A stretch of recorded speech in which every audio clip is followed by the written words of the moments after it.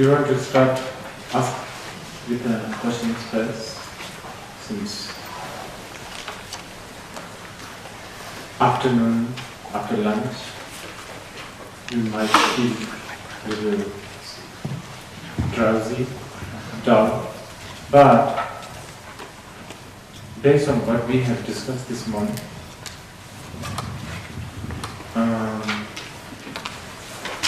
you should realize there is nothing wrong. Just being dull and drowsy, and be conscious and be aware of that. No need to stop rigorously or be so, what do you call it, tough with that. This is taught, especially to gandharva, by Buddha himself. When I think the Gandharva was so stressed about being very dull and drowsy and murky and sleepy. Gandharva. They are supposedly a bit like a ghost,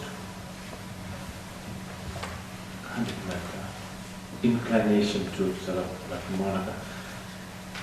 I don't want to go to, I always get carried away by these things. Anyway, if you read a sutra, there's so many interesting things one can learn.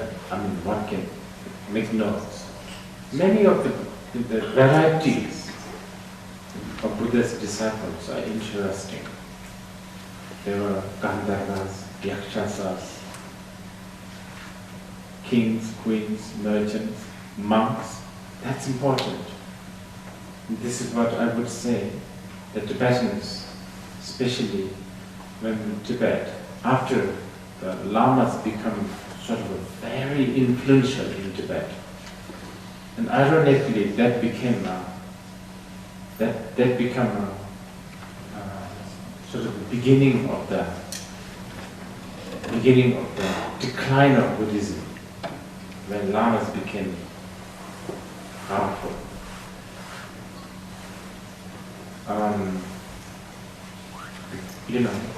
Buddhism is never meant to rule. You cannot. It's not like other religions. It has no. Probably this is one of the reasons why Buddhism also will not really go so popular, because it's not to say not interested in social things. It's like a science. It's like, pure mathematics or science. It just talks about the truth. But, the expounder and the practitioner of these, some of them, all of them say human beings, and human beings always, one of the weakness of human beings is trying to convince others. And in the process of trying to convince others, some become successful, and success is never enough. So, in Tibet, when the lamas become quite influential, politically, socially, economically, I would say that was the beginning of the decline of Buddhism.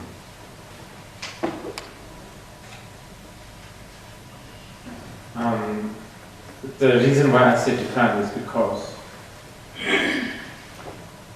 the lamas, majority of them, and especially lamas, when there are two different kinds of lamas. Lamas, those who are kind of yogis, and then there are lamas, those who are ordained monks.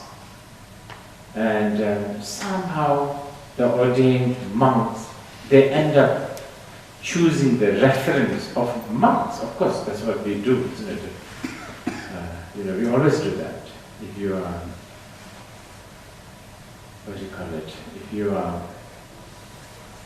if you believe in a certain philosophy, you always refer to someone who thinks similarly. So, the Tibetan or Buddhist scene is so, sort of monk-oriented. And I would say that was not so good in one way. That has really,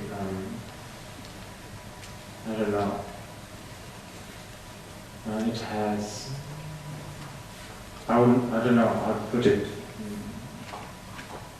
contributed in a different way, if I say it, most mildly. Because, Buddha taught it to merchants, butchers. This is one thing I would always wanted to say. Even a butcher asked him, he's a butcher, he has to kill. That's his job for survival. Does he have a way? Does he have a path? And Buddha said, yes. Why not take a vow? Why not discipline himself never to kill after sunset till sunrise? Of course, it has got nothing to do with Buddha giving license to kill. It's just the beginning of a discipline, beginning of an awareness, beginning of this kind of presentness. This is something that needs to be revived.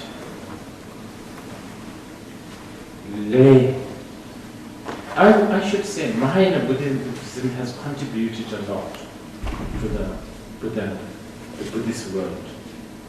If it was, but of course, I can never deny the fact that Theravada Buddhism, Sharvakayana Buddhism, which is popular in places like Burma, Sri Lanka, Thailand, they are the root, they are the fundamental, they're the most important. But Mahayana Buddhism,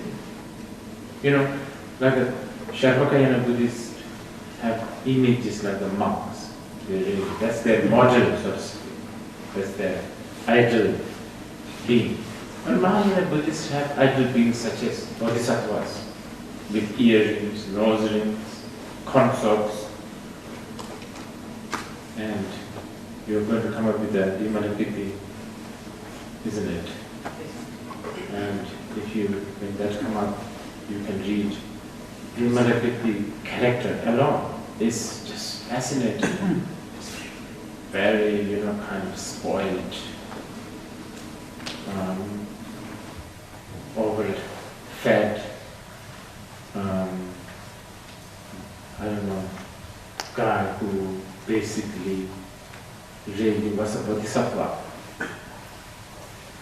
I was just saying, very interesting, if you even look at the disciples of the Buddha, their job, their origin, their faculties are different. So Gandharva, and then, even though, when I talk about how Buddha had the disciples of the Nagas, the Gandharvas, Yakshasas, it sounds a bit like, again, fairy tales. So Buddha had tigers and monkeys listening to his teachings, etc. Similar. But then again, in the Mahayana, many teachings are very, very metaphorical. We all have a little bit of Gandharva in us. We are all kind of ghost. Ghost. What is ghost in Buddhism? Basically, beings who does not have a certain place to dwell. Do we have? Yes, of course, we do have an address. But not really certain, is it? When the karmic wind blows and we just transmigrate all the time. If not physically, definitely mentally. We have that ghost-like element. And the ghost-like element, an aspect of ghost element is also dullness. Dull, drowsy, not clearly thinking, a little bit slow, such as after lunch, such as in the afternoon. Yeah, this is the thing. We probably must be going through gandharva stage at the moment. And then probably towards the end of the day, we might feel more human, probably towards the evening, the late afternoon, more desire, more sentimental, more romance, more, what do you call it, so on and so forth. Anyway, just want to say that any kind of state of mind is good. You cannot say, I'm drowsy, I cannot meditate. You see, I really want to bring this term again and again, because it's so unfortunate. People don't meditate because they think meditation is sitting straight, or being quiet and closing eyes and sitting on a cushion. Yes, that's one method. That's a really good method. But yes, be drowsy, ask me questions, and be aware of what you are asking, if you can. Yes? When we started the second session after the tea break in the morning, your first few words were, we always want to do something and we want to fill up our time. You made some such comment. Could you say something more about that? And should one refrain from doing that? Is it okay to do that, or is it beneficial to do that? Again, as long as you can throw in or insert in this being present, I have no judgment. It could be very good. It could be very beneficial. It could be, but if you don't have the presentness, of course, then this is again, sorry, but I always want to go to the source, because I really don't want you to think that you have heard something very new agey this time. It's again back to the teachings of what we call alaya. The reason why, this is a little bit technical probably, the reason why we always feel that we need to do something is, this is what Buddhists think. When you don't do anything, then usually what happens when you don't think, basically when you are totally, retreating from all that, what happens is you become so alone, and you become so, naked, alone, pure, and like a baby-like. And this is something ordinary people who are so used to being habituated can't bear it. We have to do something. We have to pinch ourselves, so to speak, to tell ourselves, hey, I'm alive. I'm not dead yet. Because that complete, pure, pristine state is unbearable, so to speak. So I think we like to keep ourselves busy. So here my answer is, yes, you can keep yourself busy, but again, put the presentness of being, that awareness. Because the other doctrine was that an empty mind is a devil's workshop. And sometimes the devil finds that empty mind. Right. And just to share for myself, I find a way of harnessing your mind, not only from cluttering, that's different from being engaged. So, and secondly, green. I find the presence of green, any form of green, like we have in Vana, is also helps improving your consciousness, yes. Really making now your friend, and it helps a lot. Yes. And I'm just trying to get confirmation whether I'm going down the right track or the wrong track. Very much, as I said, right and wrong is actually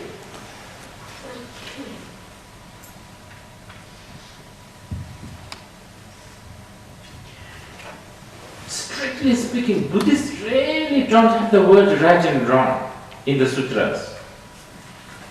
They have something called valid or not valid, or it's not.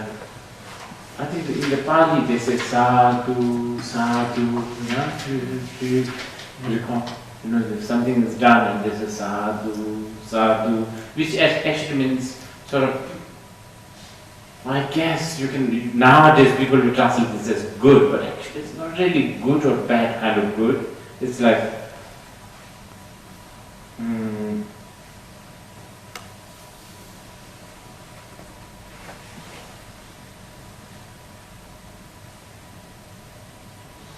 maybe I'm being too technical here, but it's a bit like, in this context, it fits perfectly. Something like that. That's what it means. Within this context, whatever is happening. Like at this moment when Tara asked me what should she bring, I said coffee, because that seems to be fitting drink for me now. It's a bit like fitting. So just make it fitting.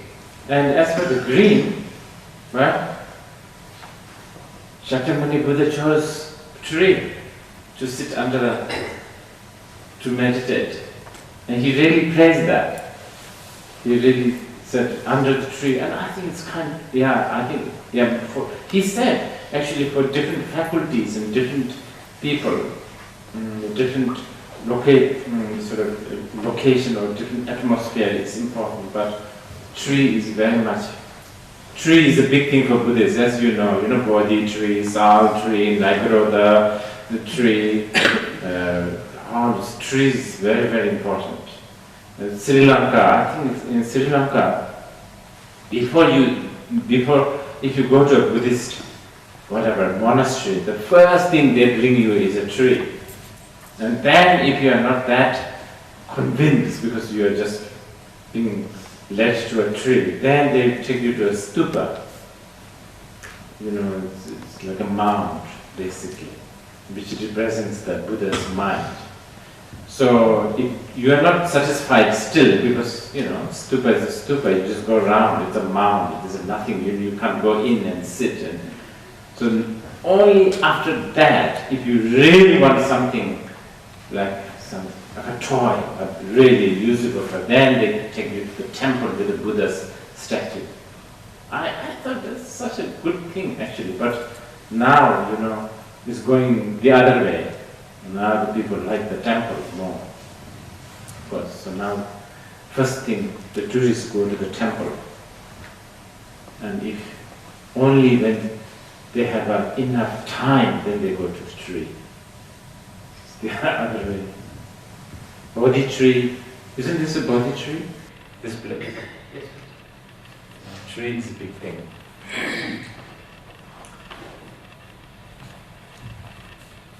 Sal tree is supposedly very, very important for Buddhists also.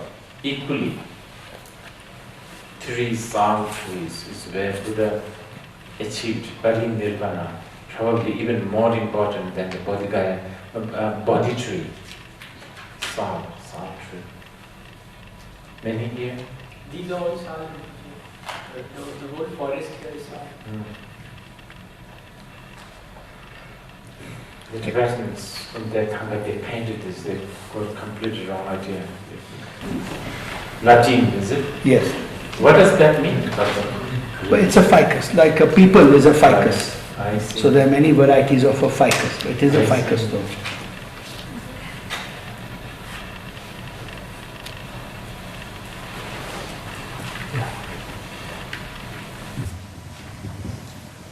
Okay, Sanjeev. I hope I'm able to ask this properly.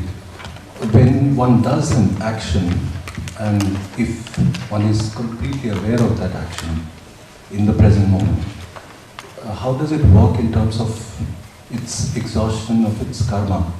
Is that the beginning? Generally, it's the beginning of the exhaustion, but after a while, it could be further weakening.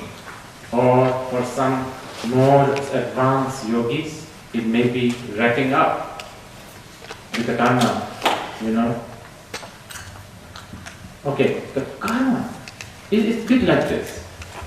Say, we are like a phone, you know, hand phone.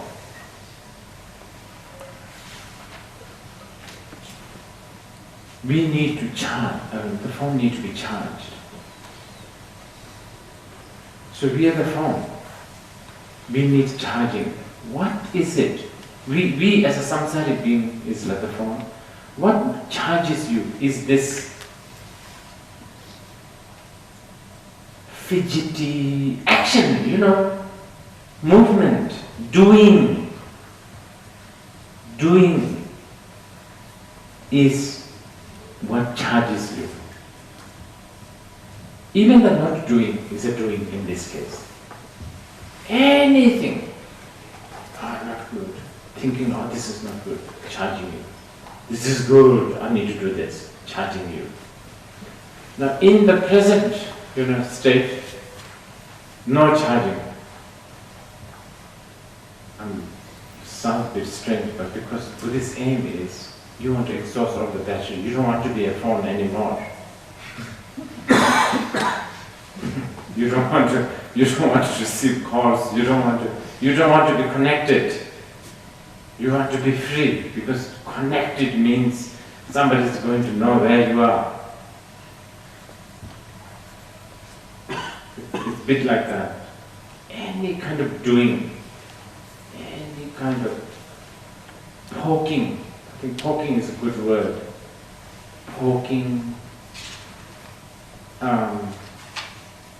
rearranging, yes, rearranging.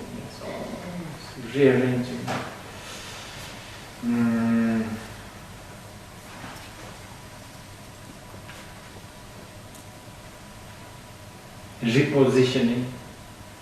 These are classic words, by the way. It's in the sutras. Repositioning, rearranging.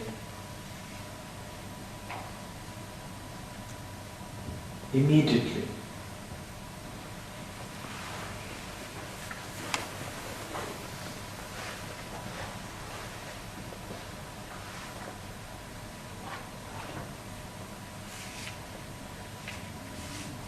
And rearranging, repositioning is the karma. Karma, what's in Hindi? Kam? What does that mean? Work, action. Something that produces, basically. Something that has an effect. Something that reproduces, something that has an action. It's, I guess Buddhists don't like that. Because that means uncertainty. Because you have become a subject to whatever you have done. And this, by doing that, you are now subject to whatever the outcome. And Buddhists don't like that. And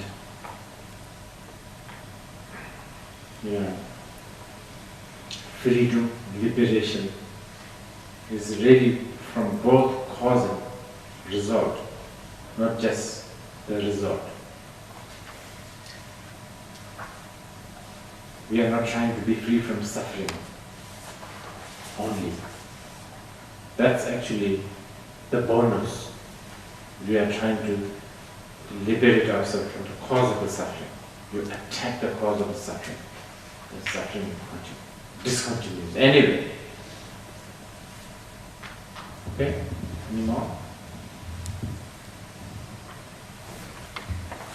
Rinpoche, being in the present, the last time also you mentioned that one is free from fear and hope. which means having a state of mind which is free. Now, what I really want to understand, the process of really reaching to the present. Because to me, it really appears that the past, future, present, they are always in the present state. Yes. Almost saying that all time is in the present. Yes. And now all these three times are mixed together. So unless until I get extracted that present, I can't even see very clearly my past and the future. So the question is that how does one get that present moment extracted from this? Because it's almost like if I'm in the sea, I can't see the sea. I have to come out of the sea to the shore to see the ocean. Mm-hmm. So what kind of process one can really do? Okay, first a very practical thing I will tell you. You know, most of the time, the moment you think, oh, I must do meditation, I must practice, you have already done the practice. The next onwards, you are not practicing. You are just rearranging, basically. This is what I said earlier, remember? Why am I not meditating? Good. Good job, you have done it. After that,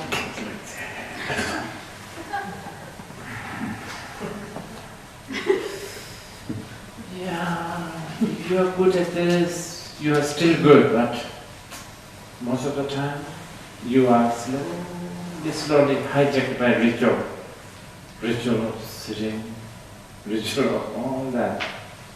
But I'm really talking from the most profound level. If there is somebody who I'm supposed to lead, I will say, yes, sit. Sit, face the east, whatever. We have even recently come up with an app called Finding Bodhgaya. Oh, it is a necessity. I'm following, I'm really learning a lot. Next I'm going to suggest dietary restrictions. A certain vegetable I was thinking. And then outfit. People like this. That's a new age now, these things. But I think it's also, method. Okay, so that's more practical. But even present, as I said earlier, there is no such thing as present. You are really talking from the very, sort of ultimate level. So, okay, just now, think this. There's one thing in the entire universe that knows itself, and that's the mind. Okay, mind knows other things, right? Mind knows other things, but only mind knows itself. Just check now. Not necessarily as specific things like my mind is blue, my mind is red. No, not like that. Just be conscious now.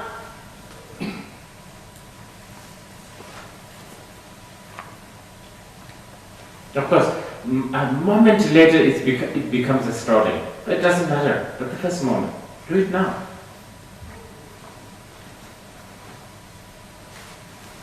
You can feel.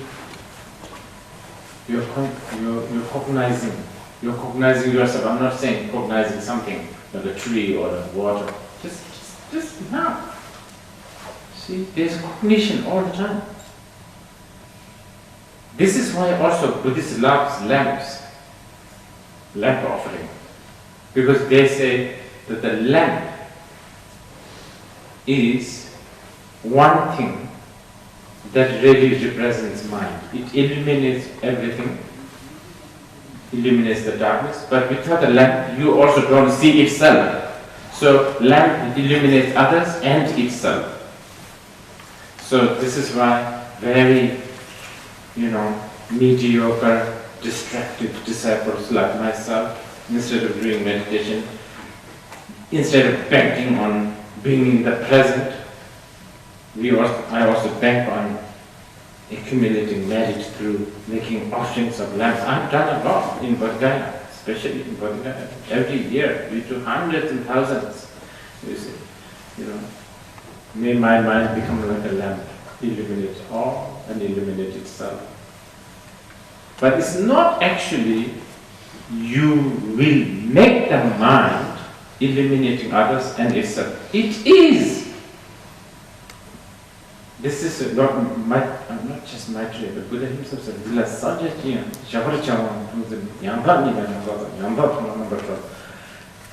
this is one of the most quintessential Buddha's teaching. He said, there is nothing to eliminate and there is nothing to add.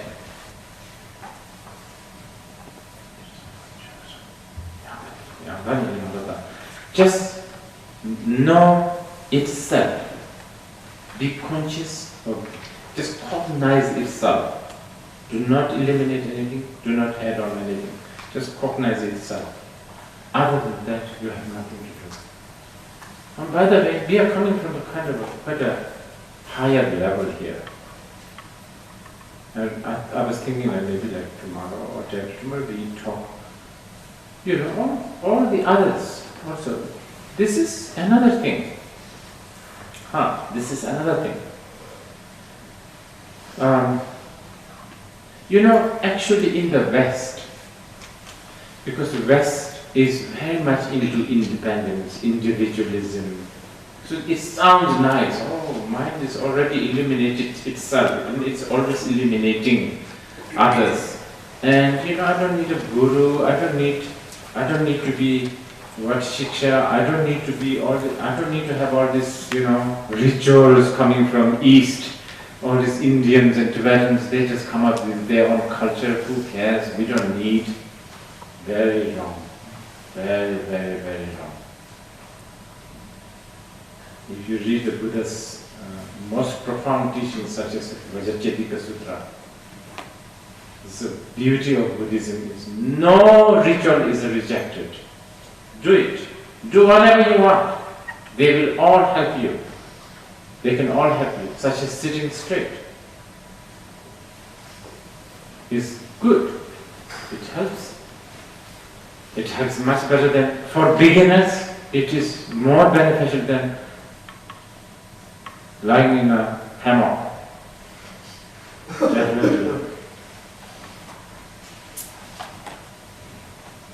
And Margarita, remember?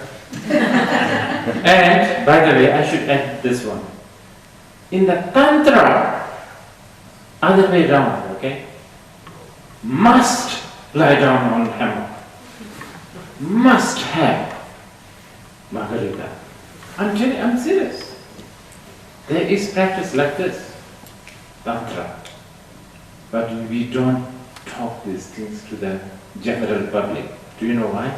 Because the general public likes the Buddha as this serene with a begging bowl, bare feet, this sort of the savior image, sort of no house, no address, very trustable. This guy is trustable because he doesn't want anything, he doesn't need anything. So we have that kind of image, the Buddha. But in the Tantra, we have like a Vajradhara, tantric deities. And the image is totally different. So here again I want to say, Margarita is not rejected. But I'm not encouraging, by the way. I don't want you to quote me and sort of practice Margarita from now on, or whatever.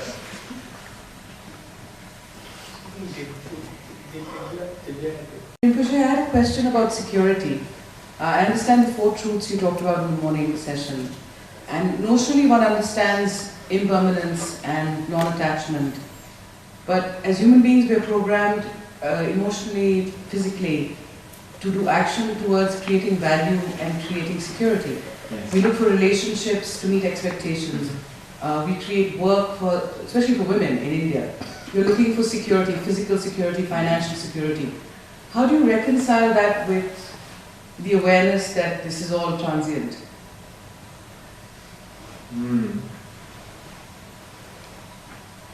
Not just that, actually. What do you mean by reconcile, brother? It's the awareness that on one hand, you know you're building something. Yes. I was having a conversation with Sahil yesterday about building things that last beyond you, beyond, like art lasts. That's why we connect to it. Music lasts. Ideas last. But the idea that we are here, we all live in the world. We are, we can come here because some of us can afford it. So there is the reality of, the roti kapra makans thing of, food, water, shelter. How do you reconcile the need for, human beings have a need for security at all levels, whether it's a palace or a hut. Yeah, we look for relationships, whether it's platonic or non-platonic, because we want to feel safe, we want to feel accepted. But I completely emotionally understand and respect the Four Truths, and it really resonates with me, but I equally find myself having to reconcile the need for security. Yes, we are, this is why I was talking about, we have been talking kind of from a really high level. We need, there's the whole teachings on what we call Lojong, mind training.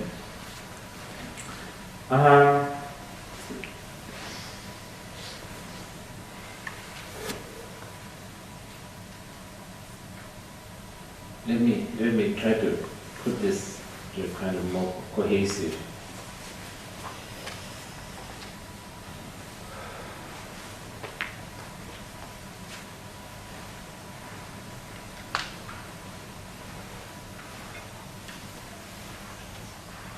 First, more practically,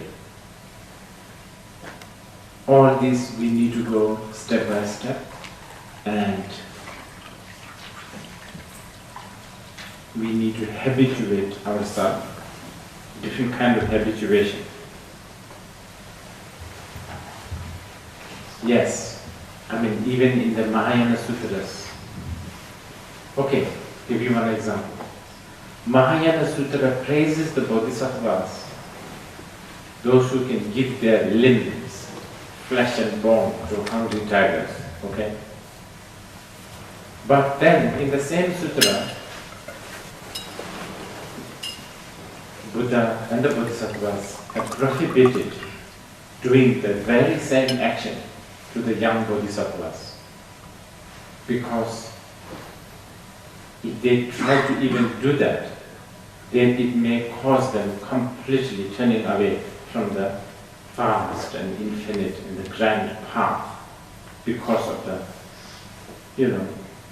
as a human being, as you said, you need, but you think you need this kind of security, body, dwelling, relationship, references. So, the Bodhisattvas now gradually have to learn to really slowly, depending on, different faculties of different people. Some Bodhisattvas can do it quite fast and bravely, some Bodhisattvas quite slow and very carefully. You have to just slowly learn to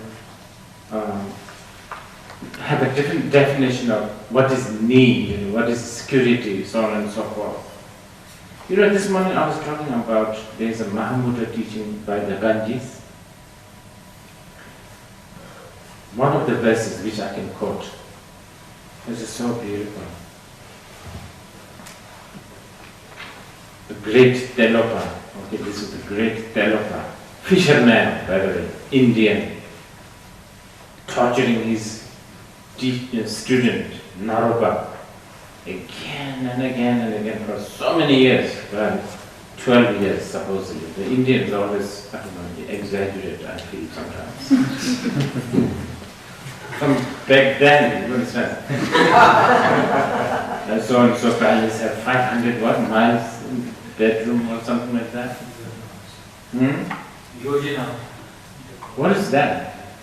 Is it a mind? No, it's a kind of distance, land. Measure. Measure? How big is that? 500? Nobody knows. I think 21 miles, I think. Really? Wow. One The unit. king will never have a proper cup of tea. There was, I guess they ride maybe gallop horse. Anyway, Belopa suddenly dragged Naropa and said, "Listen, you." And then it began the teachings of what we call Mahamudra of the Ganges. He said, this is one verse that says, son, referring to his disciple. It is not the appearance that is binding you. It is the attachment to the appearance that binds you. So this is your answer. Like all this, we need this, we need, okay, house, everything, house, car, I don't know, vacuum machine, dishwasher, I don't know, lock, door lock, all this will never bind you. It is making big deal out of them. That is what binds you. So I guess that's something that we need to sort of learn. Because when you finally learn, these are not big deal, these are uncertain, these are illusory, then you are sort of spontaneously secure.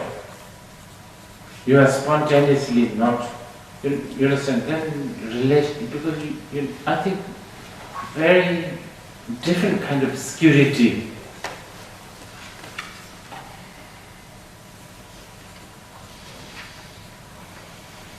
Yeah, well, I don't need to tell you too many of that. This is one country you can actually see. Some of those great wandering sadhus. I was just thinking about those people who sing Bowl of Bengal. Bowl. Yeah, they look so. They look like they're very secure. They don't seem to have much things to be afraid of. And they sing songs.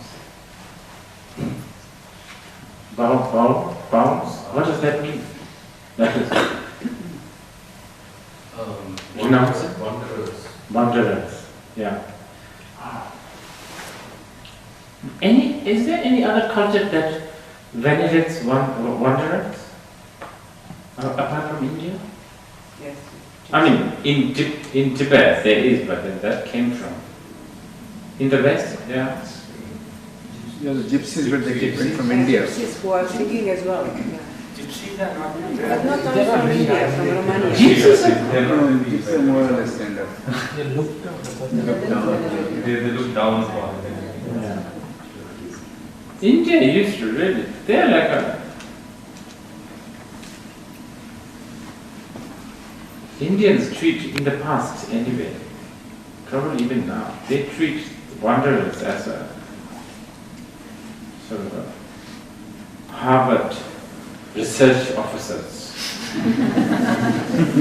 Very important people, those who really are looking for, those who deals with the truth. So you like to give them food, bananas, fruits, you want to offer them whatever, because these guys are doing big job. And they did. This Telopa and Naropa, they are wanderers. Telopas, Naropas, Padmasambhavas, my goodness, they're all wanderers. Wandering. And actually, you should maybe try to do that. There is a practice.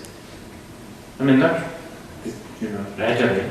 In the future, you should have the aspiration. It's really good. I'm not suggesting to, just for maybe about a week, there's a certain discipline you have to, even the wanderers have a discipline.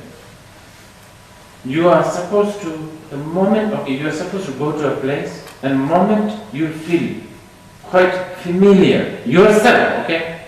But this road leads to that, this is the way to the next 7-Eleven. Okay, we are talking about the modern wanderer. This is a taxi stop, there's a bank, ATM machine, you move. You are supposed to, that's what you are supposed to do. And of course, if somebody actually are beginning to know you, you definitely move on. You definitely move on. There is this practice. But that method is all, what is it for? It is all to bring you to the present moment. Because when you are wandering, when you have no this nest, so to speak, then it takes you closer to that. And I don't see any reason why you can't do that. Driving a, limousine. Basically what you need to do is, just for 3 days.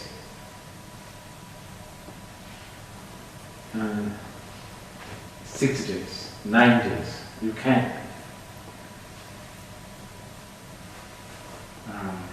And India is a good place to do this. In America, probably you get arrested. Don't you think? Isn't it? There was a woman actually, didn't she? I think that he walked, the gentleman who walked the country. So technically modern day wanderers. And in Spain and oh yeah, you are not supposed to have planned, by the way. Oh, okay. From France to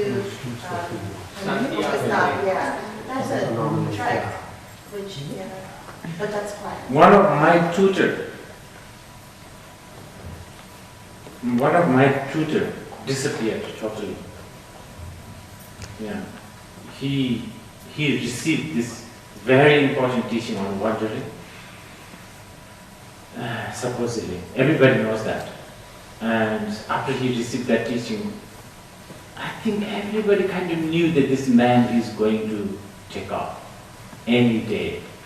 So, and he became my tutor for about 6-7 months. And one morning, disappeared. Left everything.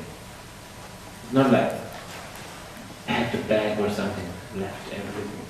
Left behind everything. And we don't know whether he's dead, but probably by now he's dead. He was already about 40-ish around that time, and this was like 40 years ago, 45 years ago. He was my tutor for me.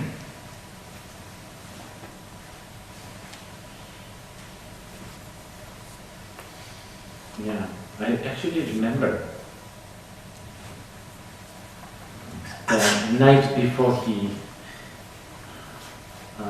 disappeared, that we found him disappeared in the morning.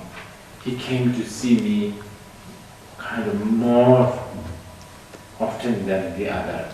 He was sort of quiet, I don't know, just one of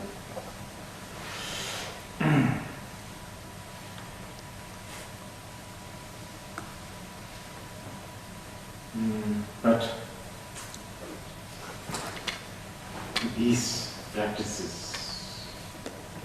are slowly going.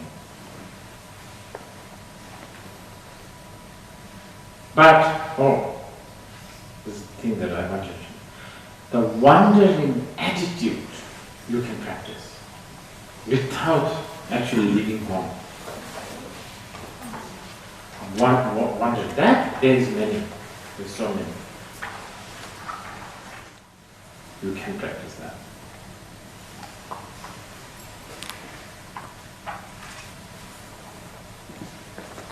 Can you please elaborate on that? Oh, yeah. One thing I can elaborate is, I think it makes the person a bit of a pain in the neck for others. Never really answering properly, Things. No. I'm talking about things like, oh, where are you going? Then answer is like, can't you see where I'm facing? Where did you come from? What? Where's my, bag? I came from there. That kind of thing.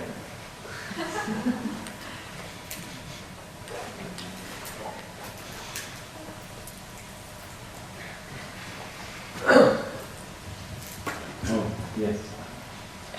Rinpoche, where does the role of families and loved ones feature in the practice that you are asking us to do? It may not be a direct correlation, or maybe... You mean the wandering one? No, about definitely not the wandering ones, but in generally the practice of being present. Being present, oh, yes. How do we link that, and in a way linking back to Divya? So much. Oh, this is really important question. Actually, being in the present, really, I have heard actually from people how it actually developed appreciation of family much more, because you might still argue, you might still fight, whatever, but it's because you are in the present. At the least, you always look at them as if this is the last time you are going to see them. So, because usually there is always this taking for granted, oh, you're not going to see them, this is less of, a lot of taking for granted, a lot of assumptions, a lot of, not really appreciation, stuff like that. At the least this. But then more, as I said this morning, the presentness really is really key to the empathy. Trying to contrive an empathy, he's after all, he or she is after all a human being. Oh, it's so difficult. You can do that, but it's very contrived and it's so much labor. But being in the present, I think it slowly opens up that kind of empathy, sympathy, being in. But one thing I want to tell you guys is, you have two big challenge. You are not going to trust that this is the real key. I know, because it's too simple. This is your challenge.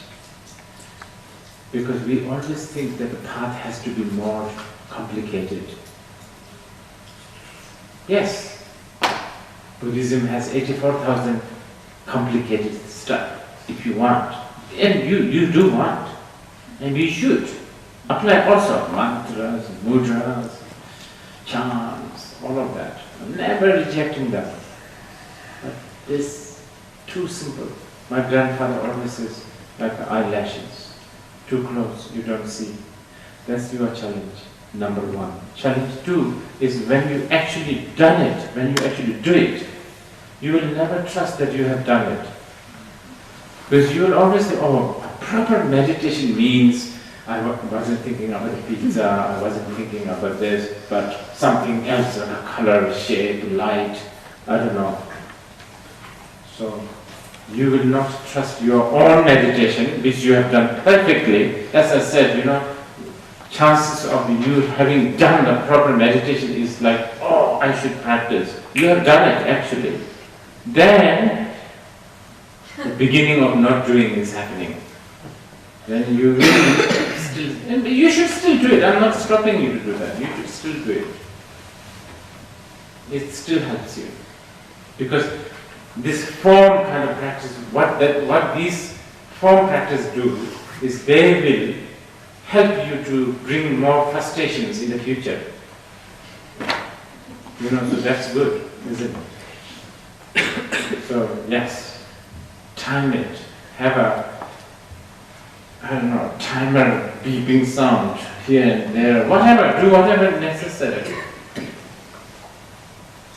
Anyway, like rupas, images of the Buddha, like statues, they are supposedly for that.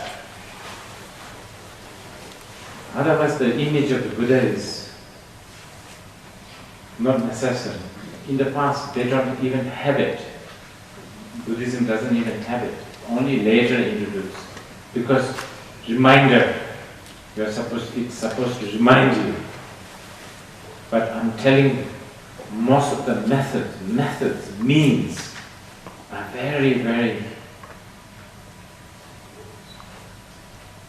They become a problem after a while. After a while, statue of the Buddha on the fourth corner of your room, you still don't see them. They don't remind you anything. So the statues become bigger and bigger in places like Bhutan. And they do less and less meditation. And they see the statue of the Buddha less and less. And then they try to put gold as if this helps. And of course, the loud blabbering, amplified sound of mantras, now it's happening. So noisy. Can you, sir, describe to a lay person what is Tantra? What is the difference between tantric practices and others? And my younger brother here desires to be a tantric now. So how can we lead him in the right direction? Are you talking about Margarita here? How can we lead him in the right direction?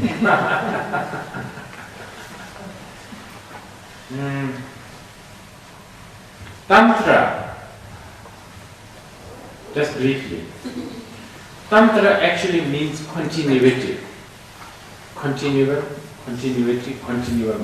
I think that's what it means in the Sanskrit language, actually. Right. I know Tantra is also often,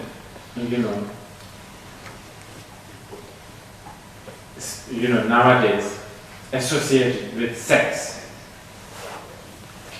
which also has its reason, by the way. Tantra, the real meaning of the Tantra, continuous. It's a very profound, actually. What the Tantric Buddhism is saying is you should just continue. You are perfect. There's nothing to change. So it's a technique of the Tantra is how to really continue as it is. The word as it is. Even in the Mahayana, it's, Tathagata, I think in Sanskrit, Tatha. As it is, such, as it is, just as it.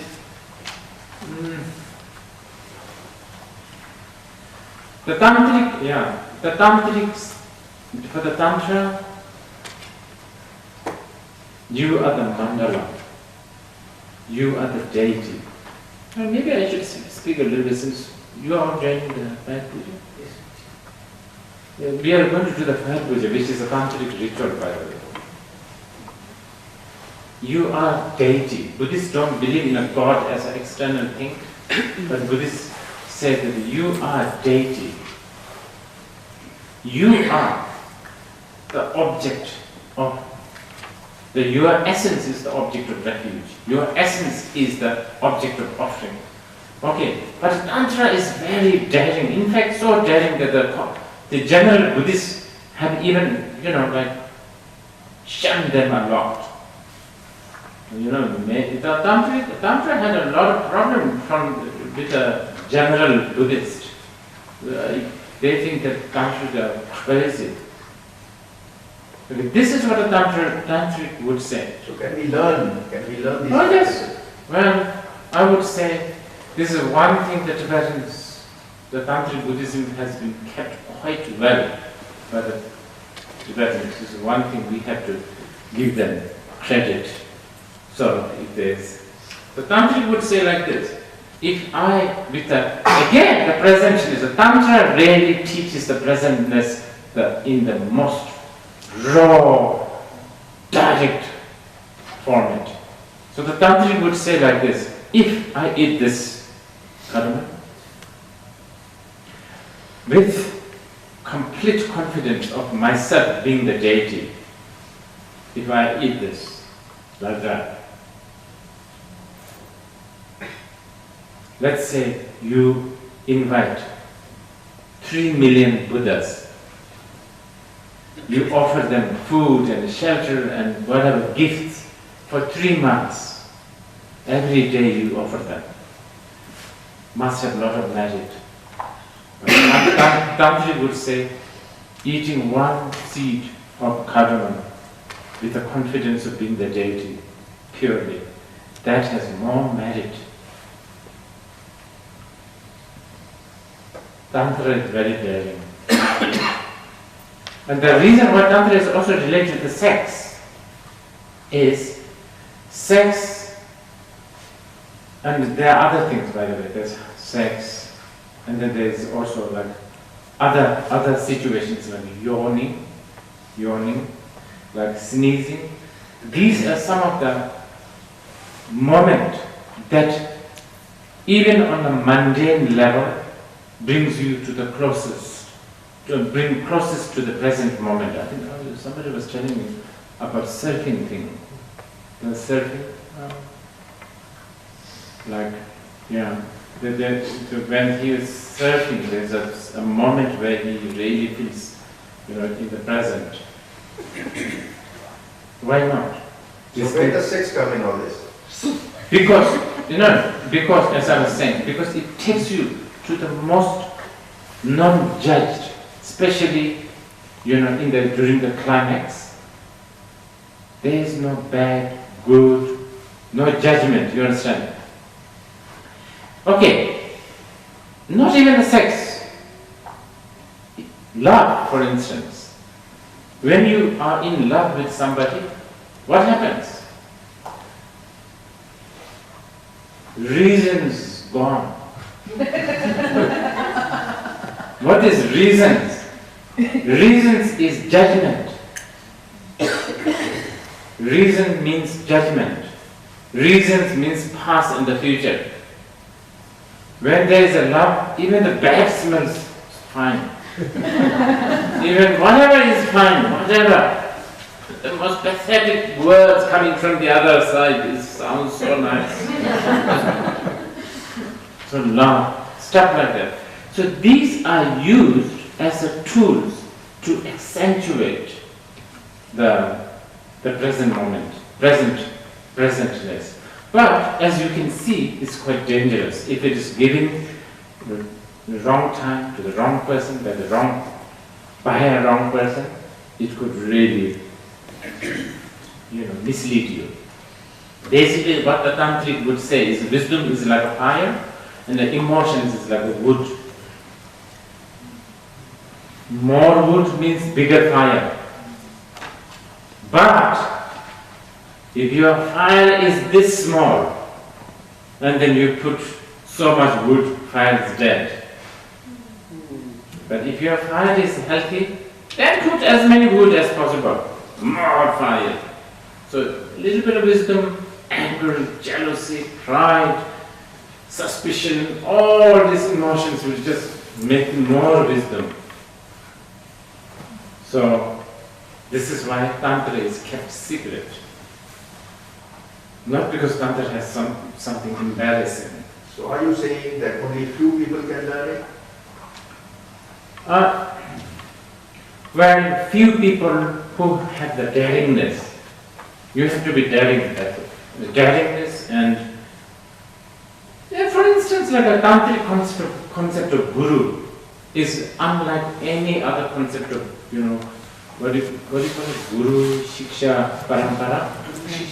Guru, Shishya, Parampara in the Tantra is very, very, very, it's quite tough. Well, I don't know if tough is the right word. It's just like the Guru is there just to rub all the time beneath you, wherever you are sitting or standing.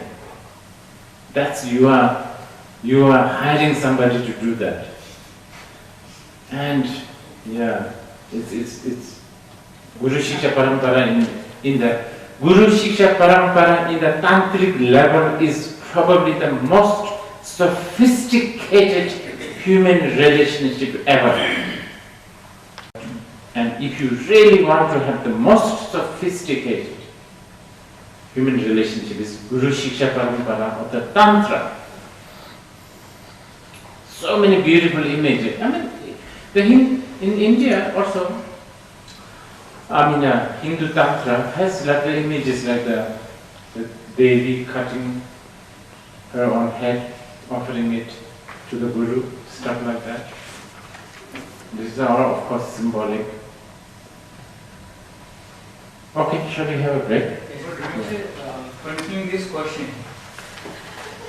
You are a bit worried, are you? Not the Tantra per se, but the prerequisite for Tantra, it is more difficult to really achieve.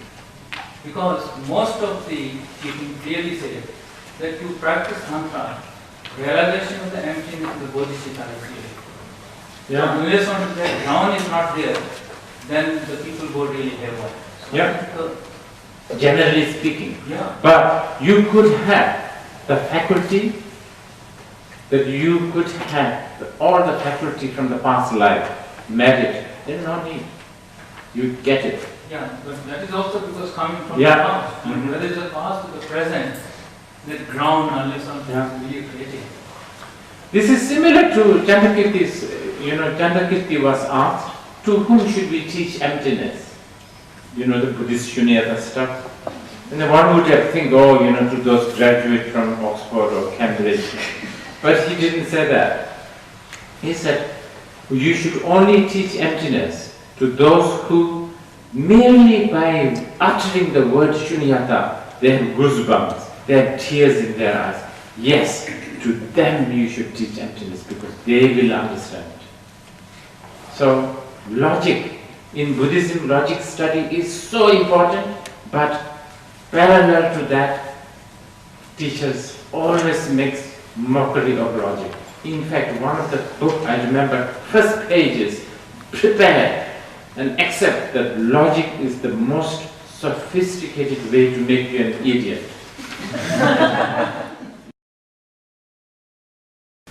Okay. Another thing.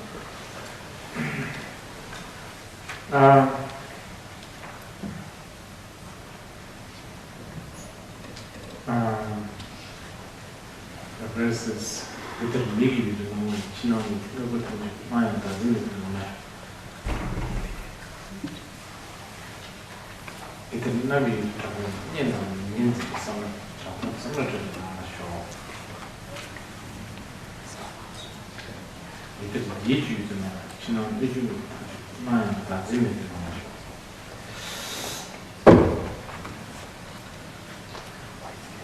this is just to again introduce you. When we talk about meditation, sadly, we have narrowed it down to something to do with the mind only, isn't it? Something, like mindfulness. I mean, the word itself says it. So it's always something to do with, sitting and watching directly connected to the mind. But this is not true. All five senses, you can meditate with all five senses. I've asked them to give you something to eat because I thought maybe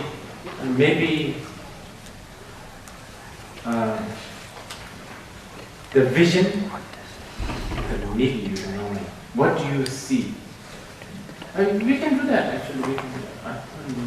But I think we can do why not? Because it doesn't have to be special, of course. Okay, so this time I will let you do the posture up to you. You can sit straight. You don't have to sit straight, but you don't have to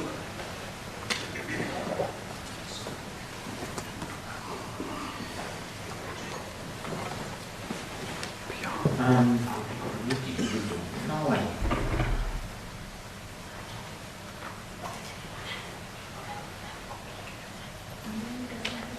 I'm going to translate this very true to the word. You don't necessarily have to look.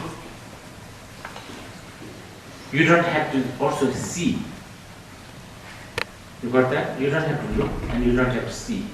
But whatever is appearing to your eye consciousness, being that present.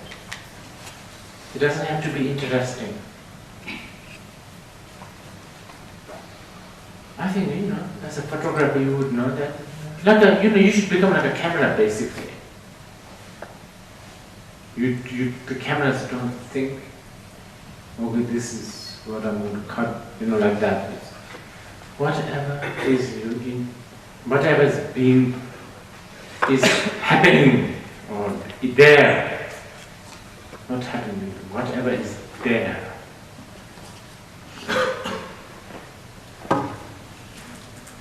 We are really learning the projection, what production design is on its highest level.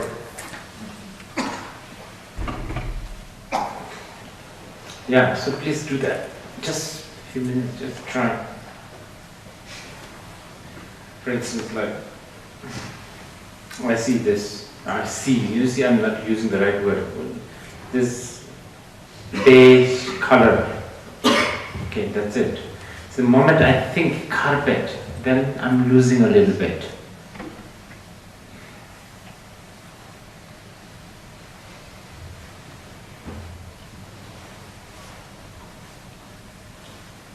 Just look. Again, I'm using the wrong word. I should don't look, don't see. Whatever is appearing to your eye consciousness. I shouldn't think this is a rose petals.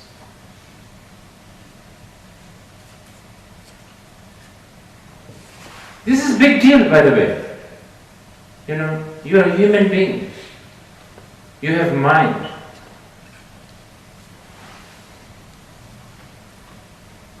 You want to consciously live, otherwise matters would be dead. We are talking about really consciously living now.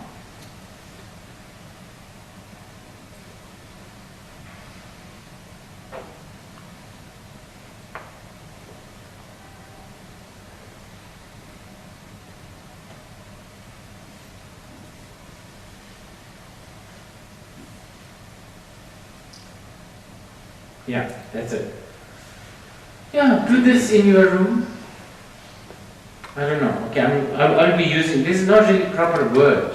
The only thing is what is appearing in the sphere of your eye consciousness. So, okay, let me use the wrong words within this context. Have you seen your doorknob of the toilet ever? Have you really seen it? Probably not, because you're always busy closing it and locking it. Have you, all kinds of things. Kitchen sink, broom, ceiling, edge of the blanket, towels, soggy towels, fresh towels. I don't know, all this vision, light.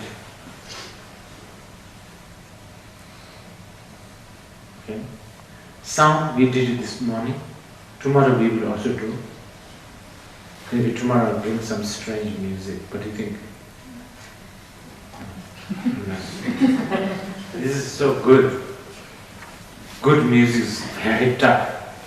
Because they will take you, you just... We will listen to some outdated trance music.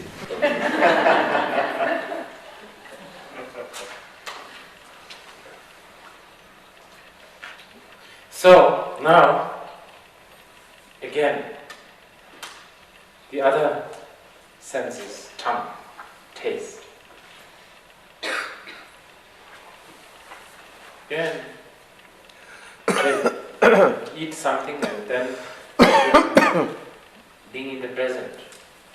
No judging, no acknowledgement, no confirmation.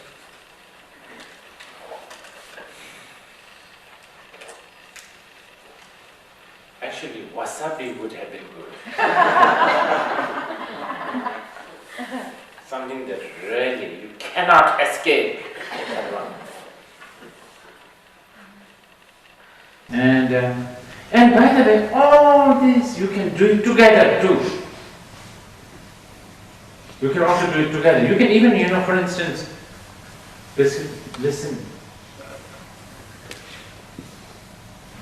The, sound of this. I'm serious. And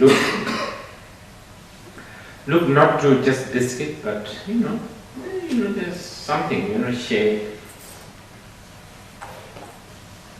You cannot do it together, and then but separately too. So let's do tasting again.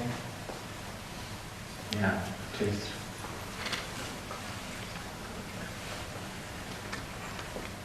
I was asking B, maybe you should do, Vana should do, what, orioki? You know orioki?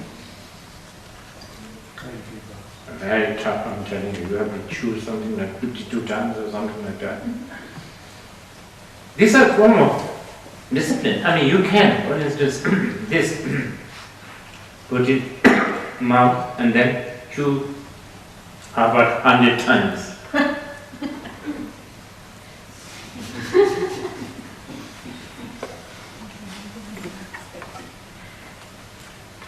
I'm not making it up. It's in the Zen tradition.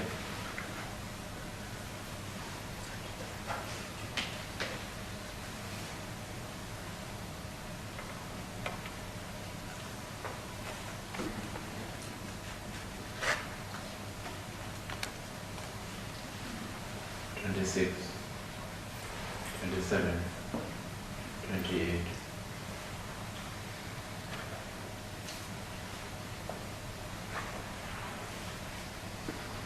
Whatever. Nothing about it. Taste. And then the feeling, maybe tonight, when you undress, or tomorrow morning when you dress, tie, suit, whatever. You can try. So and so on and so on. Yes, please. Do a meditation on packing. Packing, have you done it? You must pack up. I don't know, I pack a lot, I pack all the time.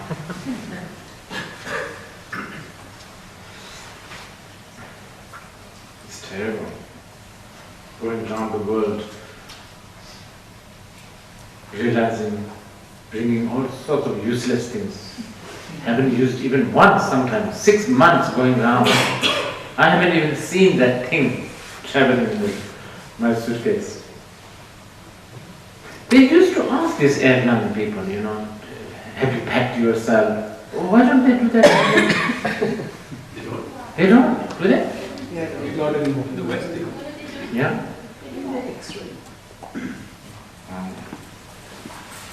I used to say, yes, I do pack, I did pack myself. Packing, unpacking.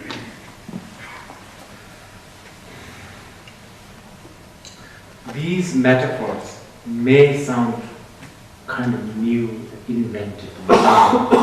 Yes, the metaphor may be different, like packing, it has its root.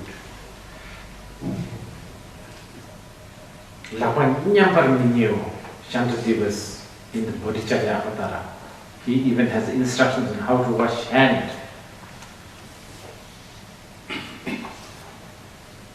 nothing to do with, it should not be taken as, these are not a cultural, this is something that I need to tell you. This should never become a cultural thing. This is not this is not like code of conduct. It's a means to produce awareness. If it doesn't, they are the real culprit. They hijack the wisdom. Means has the means and the methods are supposed to bring you to the wisdom, but very often the means and the methods takes you away from the wisdom, because you end up getting too, worked up with a method.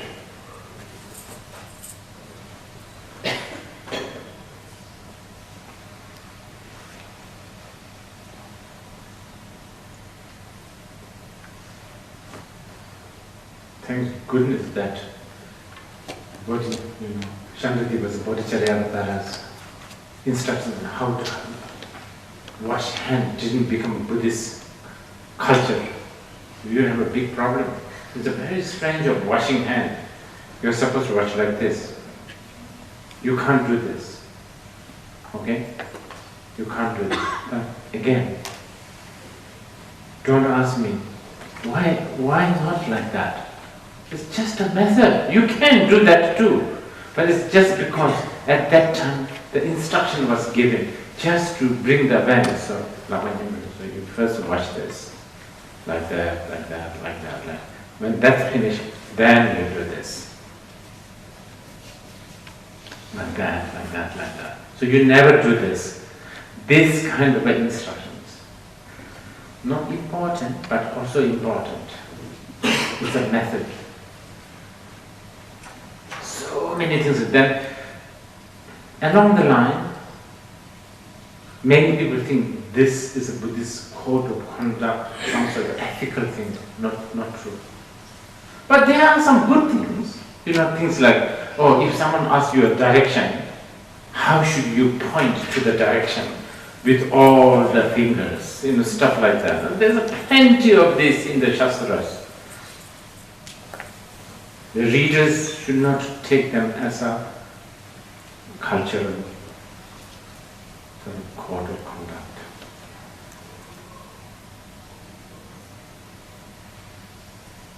Including, so many things. Now, why the monks shave their hair? It's got nothing to do with, if you have a shorter hair, you will have a faster enlightenment. Nothing. It's a discipline. It's just supposed to take you closer to the presentness. And then I should tell you, the monks are asked to shave.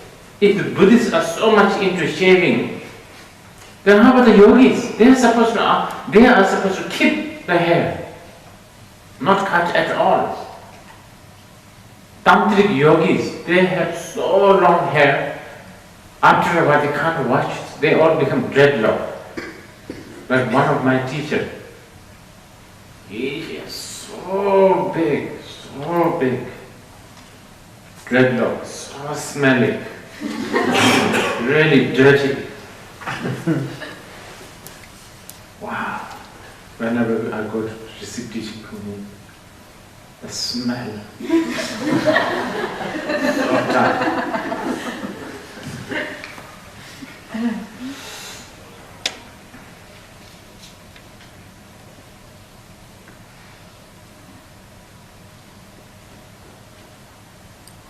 Shaving hair to dreadlock. Paradoxy, the variety. They never fix things. That's why Buddhism difficult to flourish. It should flourish actually. It has a lot of options, But I told you, people don't like options. People like to do this way, only this way. Everybody must follow. Then it's simple. Buddhist method is too much, too many things.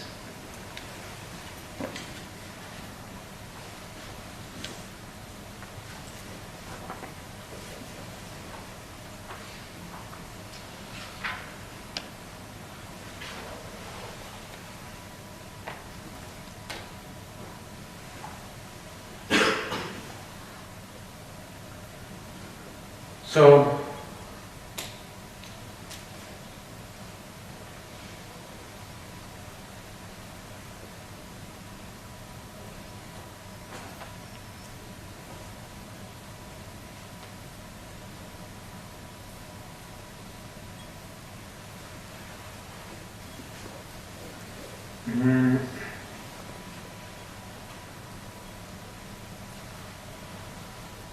I was thinking of talking about shamatha and vipassana, but I think we should do this in the morning. Probably more fresh. Too much information today.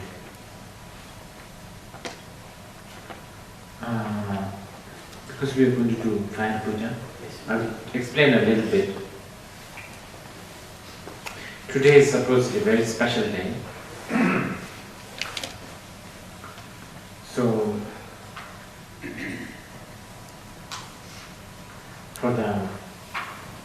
I'm doing a Fire Puja. The principal deity of that Fire Puja is Avalokiteshvara.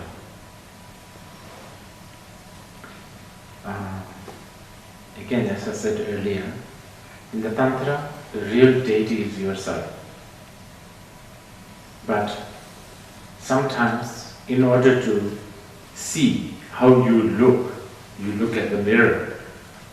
So we create a mirror image of you, which is going to be Avalokiteshvara. But in today, see, Buddhists believe, that this is Tantra now. You have all the Buddha quality, nothing missing, nothing at all. You could be roaming around in this filthy samsara ever, all this time, but none of your Buddha qualities gone rusty or decayed.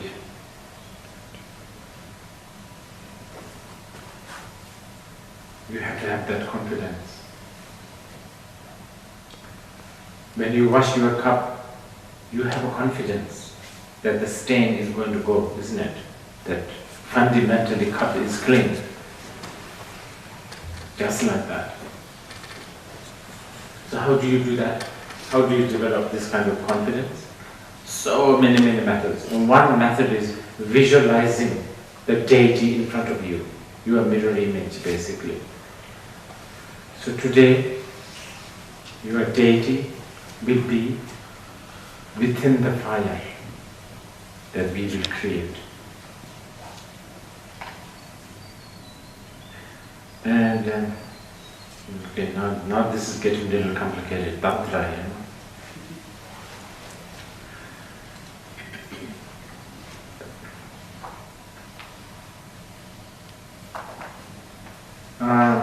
Avalokiteshvara represents compassion, peace, harmony, and balance. This is wellness retreat. Balance is a key. So we are invoking that energy specially. And also, supposedly in the astrology today is also astrologically towards around now, from now starting until the sunset, is the prosperity. The Buddhists never reject any of the astrology is also fine. Anything, whatever. Do you have a superstition? A lot of superstition? Perfect. You are then really good vessel for this. Remember, Buddha said this, lotus never grow in the clean water. Lotus only grows in the muddy water. More muddier the better. All this hang-ups, superstitions. Anyway, everything is a superstition. That's what Buddhists think. Even 4 + 4 is 8 is a superstition. It's a, labeling, it's an assumption. It's just decided by a bunch of people long time ago, and we are just sucking to that. Who knows, maybe it's 9. Ask these architects. So we won't give up, would we? 4 plus 4 is 8. It's difficult to think it's 5 or something. Anyway, as a tantric practitioner, you have to go a little bit beyond. Remember? If I told you 4 plus 4 is 1, you at least should think, oh, maybe, who knows? Could be, then you're good. No, this is only 8. You are a reason follower. You are not in love. You are not in love. You are not a good vessel. Because you are following, you are dictated by reasoning, logic. Okay, so anyway, the fire, in the center of the fire is the deity, Avalokiteshvara. If you want more details, red color. Red color is magnetizing and also a little bit of passion. He holds a red lotus.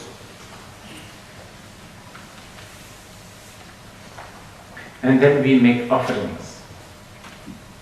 Offerings of all kinds of substance. Especially,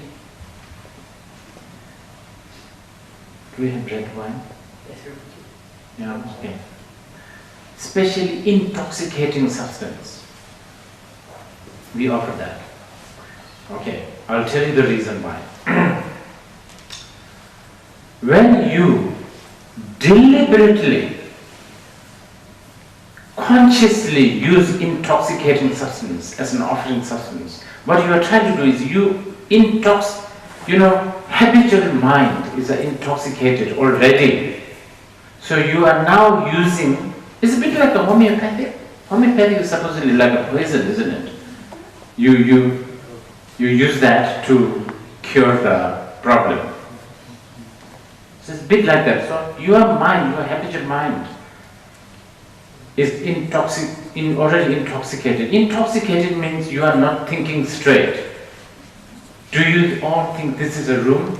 Well, from the tantric point of view, you are not thinking straight. This is not a room. Room is imputed, labeled. You have been brainwashed to think like this. What is room anyway? Room, what is room? You are intoxicated. So now we use intoxicating, we intoxicate the intoxicated mind. Then what happens? You become sober. You understand? Intoxicate the intoxicated mind. Then actually you become, finally you are making sense now. So we will be using a little bit of intoxicating substance, so please don't get alarmed. Don't sort of brandish things that the Buddhists are now using And actually, there are some other substance, which we haven't really gathered, and no need to mention too much here, because I think you will go, So, okay.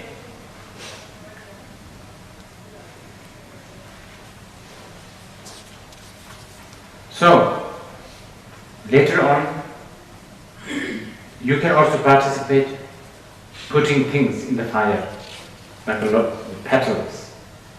You must, if you can think, this petal is everything.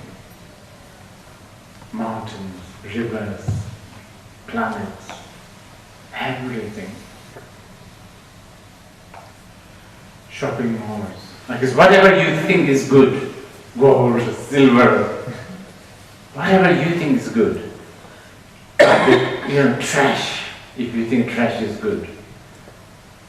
And things that you don't like. I don't know, whatever.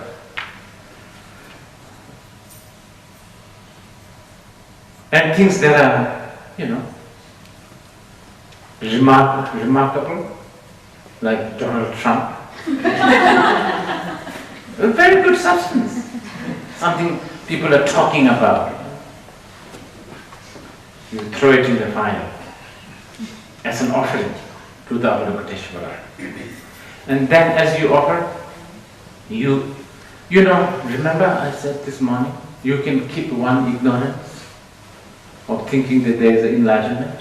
Just like that tradition, you can beseech for blessing. And I would say you should beseech for the blessing to remain in the present, to be compassionate, to be loving, to be harmonious. Beseech for the blessings so that the surrounding will be peaceful, the world will be peaceful, people will understand the non-duality, so on and so forth. And then also beseech for common blessings such as longevity, such as, I don't know, dispelling inner, outer, secret obstacles if you have any, like, I don't know, problems, health problems, if you have family problems, yes, everything you burn as an offering. Problems also as offering. Everything can be offering. And then, if you want to elaborate, the red light circles, animates, becomes bigger and bigger and bigger and dissolves into you.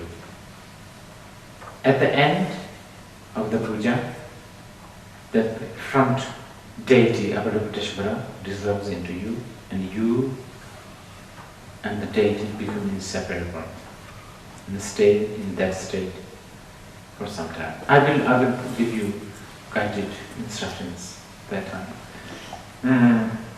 We begin with a good motivation of doing this. Everything, all the tantric ritual practice, everything will begin with a right attitude.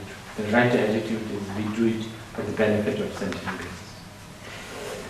So that's it. Maybe you should put something warm. No?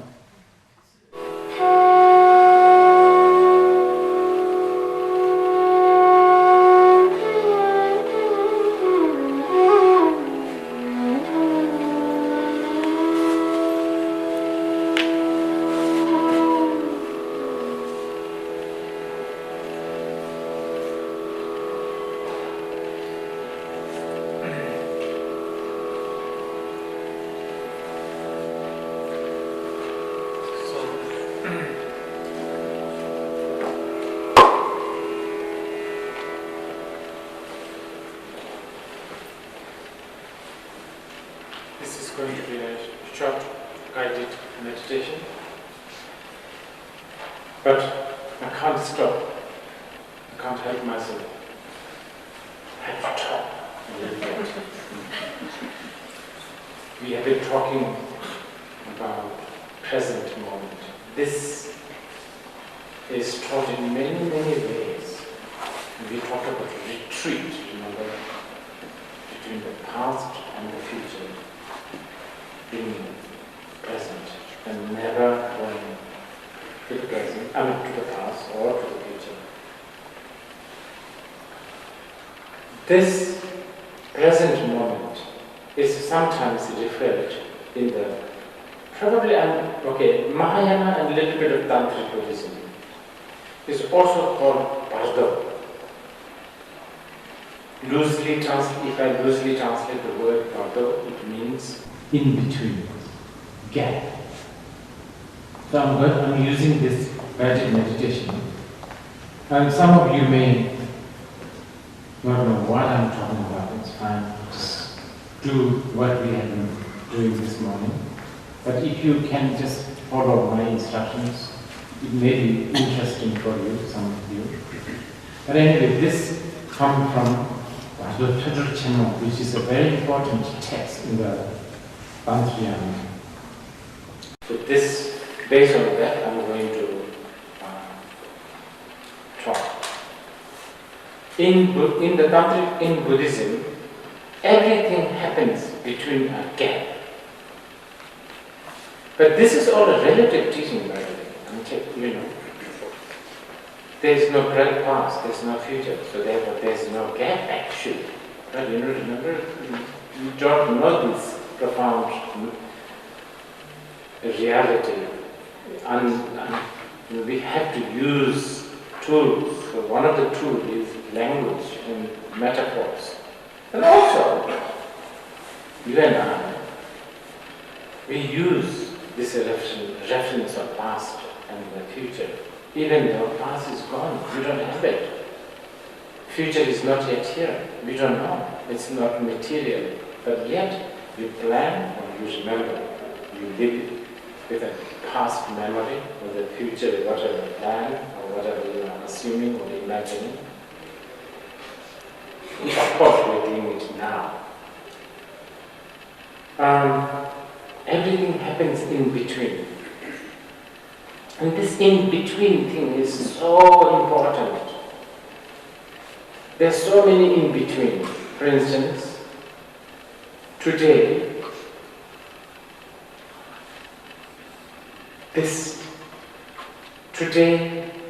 what's the date? 12, 2017, March. Right. This day, whatever happened in between the time you woke up this morning and it's still continuing, and you will be sleeping soon. So that's what is happening. So this, whatever is happening in between these two. As you slowly fall into sleep, you will then go another section of in-between. In between this waking up state until you wake up in the morning. It's called dream state, dream Bardo, the dream gap. Or sleeping sometimes, because some of you may not dream. So on and so forth. It's happening within a gap. Now this whole life, today, 12th March 2017, started from this morning when we woke up. But the whole life, as pilot, as whatever, cook, barber, conference wala, whatever, all this thing that's happened, slept, woke up, ate, eating, sleeping, all this happened from the time you were born. And yes, I wish you live long until you die. That is the whole one big gap, one big present. Okay? Then, when you die, you go into another gap. And this gap, called Bardo, is a big subject in the development of Buddha. And it is often used as a taking to study the present moment. When we die, anyway, first of all, death is a labor in death. But certainly, there is going to be shift. Remember, you use the senses, look, hear, or like that. That's not going to work as it's working now. Your elements are going to fall apart. And therefore, your sense and sense consciousness are going to disintegrate. But that does not mean that you will become sort of very stupid. No, in fact, the other way. In fact, according to Tibetan Buddhism, and Buddhist Buddhism, I should say, you become much more astute and very, very, very sharp. Because at the moment, your mind only functions through these translators, so to speak. Your mind goes through the eyes. So there's already a lot of filter. After you die, as you die, no more filter. So there's a lot of direct cognition. And because of this direct cognition, you will also have fear, strange experience. White is probably a billion times more white. A small breeze you might experience as like a typhoon or some sort of a desert storm or something like that. Because and then as that process goes on, gender, that all the gender, that's gone.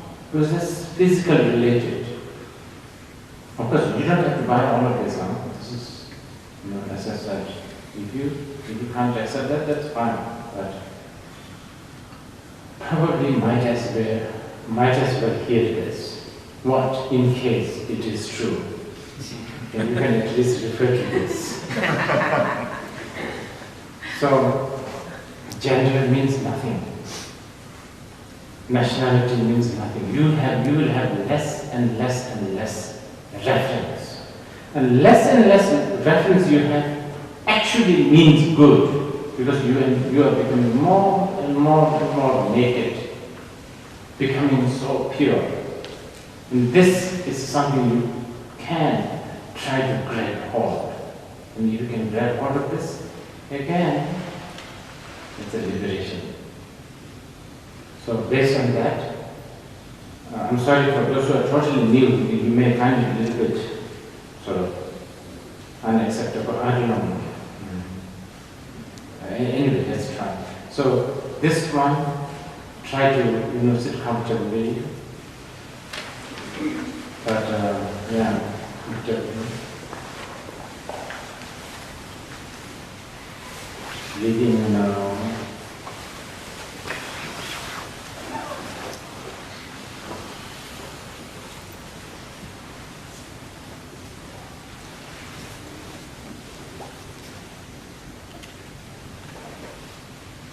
And I shall call you all children of the noble family. I'm going to read this text. We call you children of the noble family because, as we spoke many times today, you are by nature Buddha. You are by nature noble.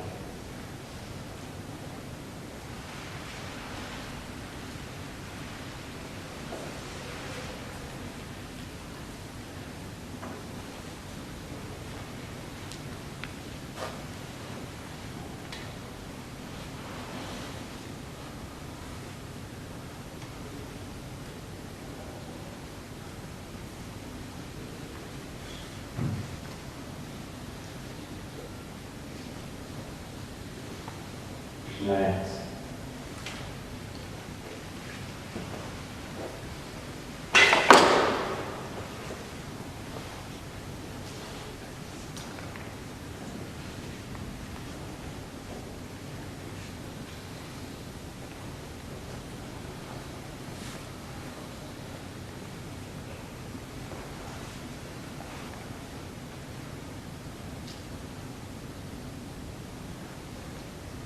And the prayer, the instruction that I'm reading is composed by one of the most respected Dakini or Yogini of Tibet.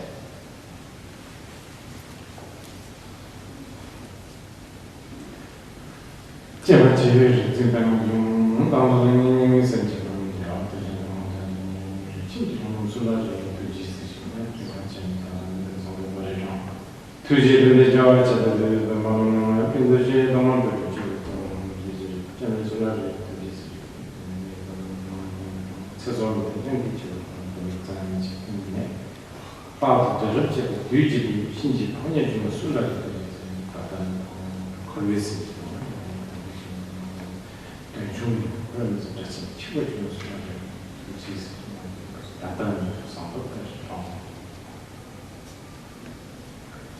children of the noble family, you have always been done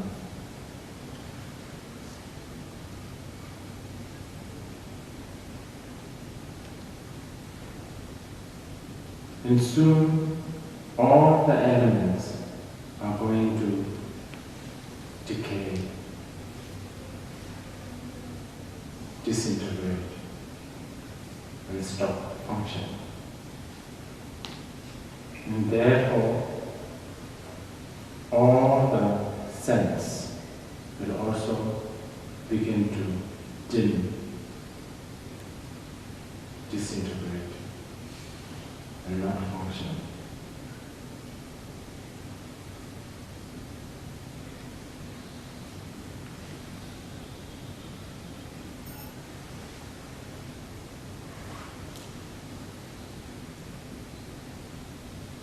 Probably you will be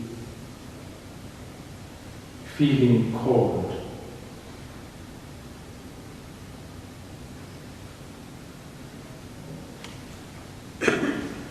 This is because the fire element is beginning to disintegrate.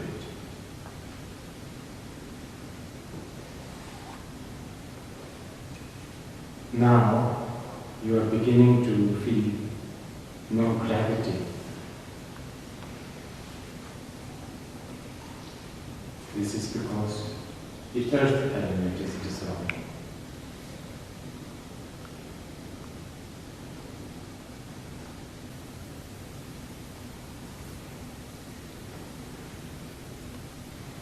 And you might feel dry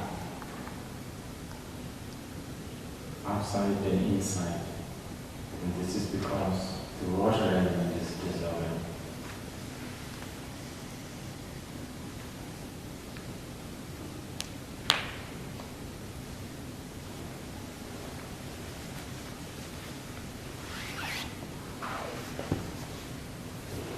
And now you might experience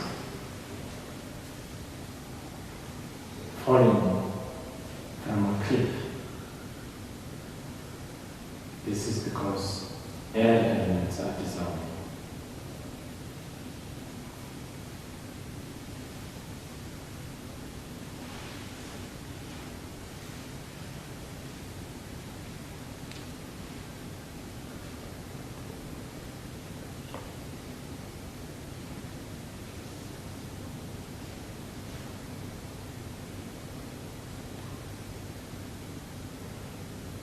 And now you will not remember or make out gender, names, language, friends, familiarities, food,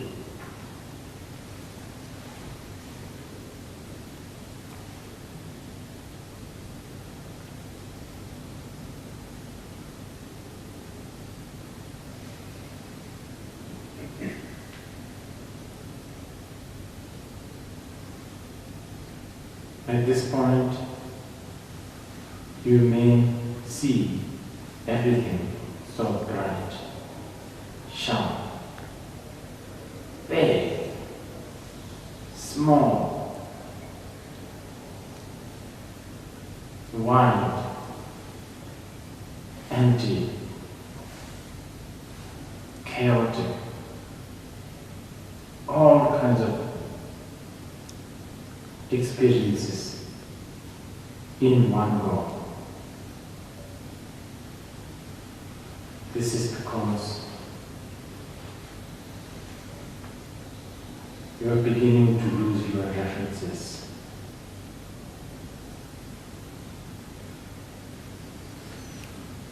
Oh, children of the Buddha, children of the noble family, do not be afraid. Do not lose your concentration. Come. be calm, because you are getting closer to your true nature. Whatever you see, whatever you experience, always remember it is your projection.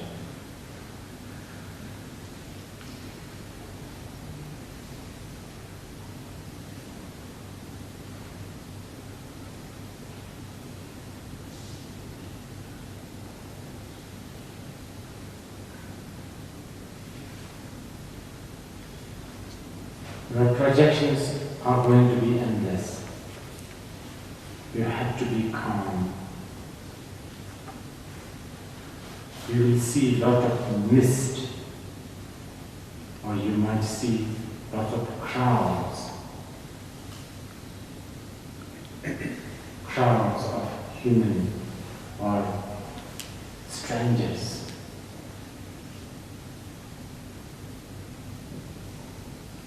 You may have urge to go in and participate in these crowds. Be calm.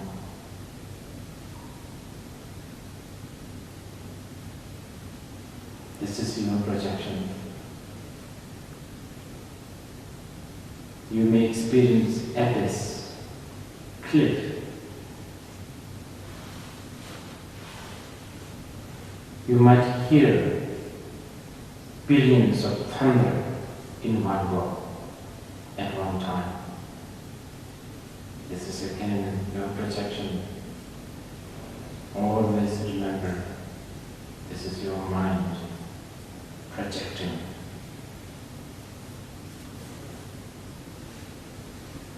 Do not hope, do not fear.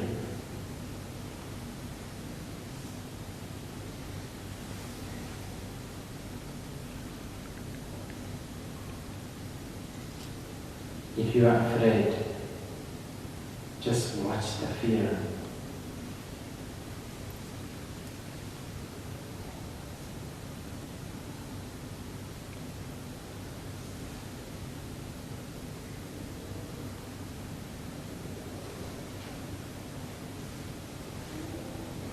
You may see a lot of rainbow.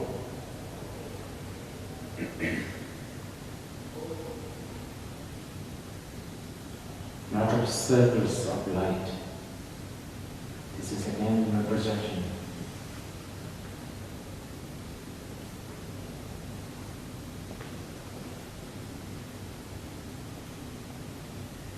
You are in the state of the gap between death and the next life. Remember to be calm, to be present. Make use of this precious opportunity to learn the power of your mind.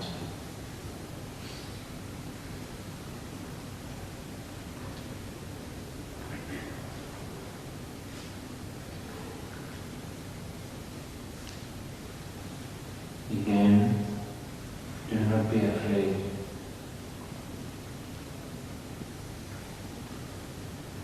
If you are longing for a shelter, just watch that longing. If you are longing for a friend, company, just watch that longing.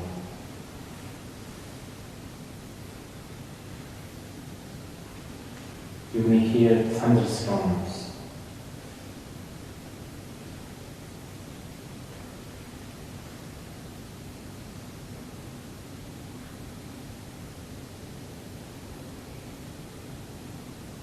You may experience darkness.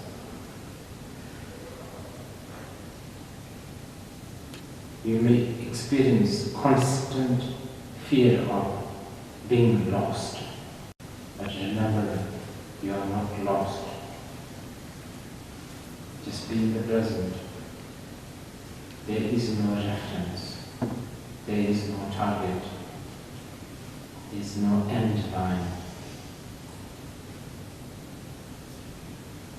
here and now is the most important.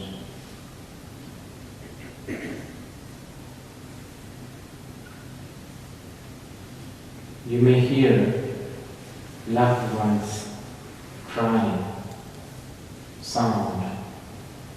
You may imagine smelling your house, your dwellings, your food. Again, remember, this is projection.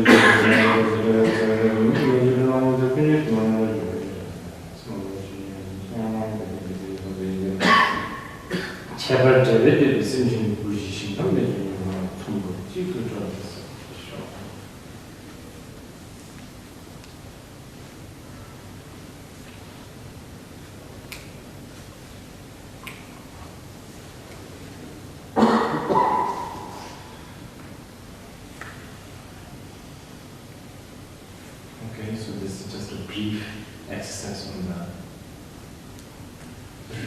retreat. Using the technique of retreat to take advantage of the gap. And briefly, since we are going to sleep now, I guess, we're going to go to bed. Very briefly, there are two things you can do. One, when you go to sleep, have the motivation to, in case you dream, have the motivation to know that you are dreaming while you are dreaming. This is one exercise. If you can manage to do that, very, very good. Just imagine, you are falling from a building while you are dreaming, okay? And in the middle of the 50th floor, you suddenly realize this is a dream. Then you will fly, and you might want to sort of, have a tour. Because it's a dream anyway. You won't hurt yourself. But this is probably a little difficult. Because most of it, I guess, some of you are not that familiar with this technique. But anyway, I just said this. The other one, probably this is something that you should do, and do it when you go to sleep tonight. Please think, okay, I'm waking up. This is it, I'm waking up. And then sleep. Well, actually sleep, but you should think, I'm waking up. And if you can remember tomorrow morning, when the hour rings, if you have, okay, now I'm going to sleep. And then this is all a dream. I'm dreaming. I'm irrelevant. This is not really happening. This is my dream. Can you try to reverse that if you want? Just sharing a glimpse of what we call dream yoga. So, we talked, there's an exercise called 6 Bardo, 6 yogas of being in the retreat, being in the present, since this is a retreat center. Right? We talked quite lengthily today, being in the present, which is the most important, which is actually the base. Being in the present during the normal time. Only we talked about the death, and we talked briefly the dream yoga. And the other yogas, probably you'll have to. This is all a little bit of introduction to, even the one we talked this morning, in the whole day.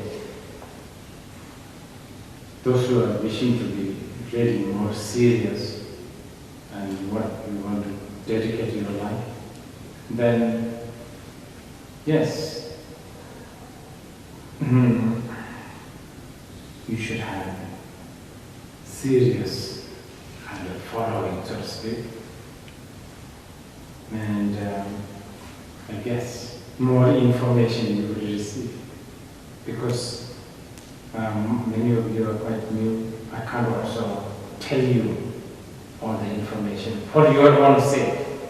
What's the worst thing is information. The moment, the fact that you know something called Wednesday, now I can't tell you, okay, forget there ever is a Wednesday. You cannot. Because you already know, unfortunately, there's something called Wednesday. Now you can't forget. So likewise, I should shut my mouth up. I should not put too much information. That way you are pure and clean, so that you will find love. You will experience. It's better, I said, there's something on the top of the mountain, a really good thing. And then you walk and discover on the way, cows and goats and all kinds of things. If I say there's a golden flower on the top of the mountain, all you will think is that golden mountain, and you will miss the cows and goats. And that would be unfortunate. That's it. Shall we go to sleep? Or do I have what to do? Okay. Yes. Shall we go to wake up?